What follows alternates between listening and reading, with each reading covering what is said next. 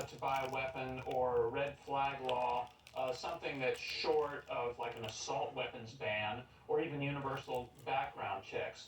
So there does seem to be some opening for this. On the other hand, it's pretty clear Republicans, and that includes the Democrat, Senator Joe Manchin, they're not going to throw out the filibuster for this. So it's going to take 60 votes. So I think that's what Senator Murphy, the Democrat, is trying to do right now. 60 votes. And if the measures are modest enough, it's possible that he could get 10 Republicans.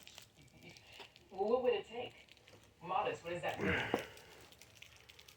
Well, here again, something like an age limit bill, something like increasing background checks without being totally universal, some sort of red flag bill, and then you throw in a lot of mental health money, which is the Republican answer to this. We need more funding for mental health. You put a package like that together, and it might be able to get through Congress. I think we should address the substance of it. It might not really do a whole lot of good. New York has a red flag law, and we just saw the Buffalo shooting. It didn't stop that shooter.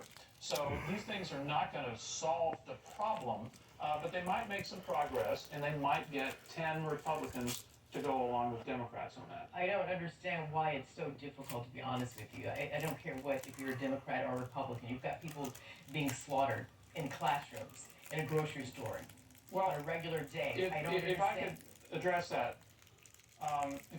that, I think the gun issue is one of these issues in which some sides feel they have to take maximalist positions. It's kind of like abortion, in the sense that polls show that majorities favor keeping Roe in place, but they also favor significant restrictions on abortion, and yet some pro-life Democrats feel they have to oppose restrictions on abortion, even though a lot of the public likes it.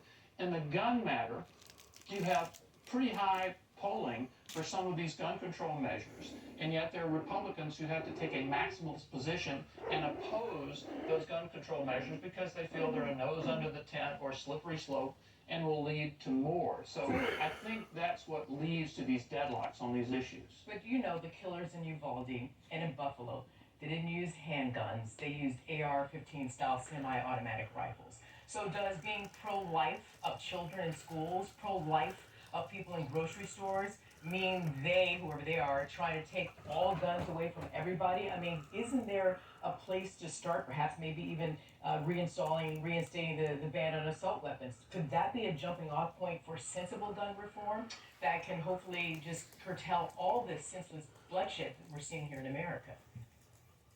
Well, right now, the reality on Capitol Hill appears to be, there was an assault weapon ban between 1994 and 2004. It was passed with a 10-year limit, and then Congress did not reinstate it in 2004. And there's argument between Republicans and Democrats about whether it was very effective or not. And the striking thing about listening to Senator Murphy now, the leading Democrat on gun measures in the Senate, is that he's not even trying to do that again. Yeah, because so they figure I they think can't get anything done. What you doing, baby? Well, yeah, because trying to get What anything you doing, done baby? doesn't happen. I mean, really, what's striking, Correct. Byron, is this conversation about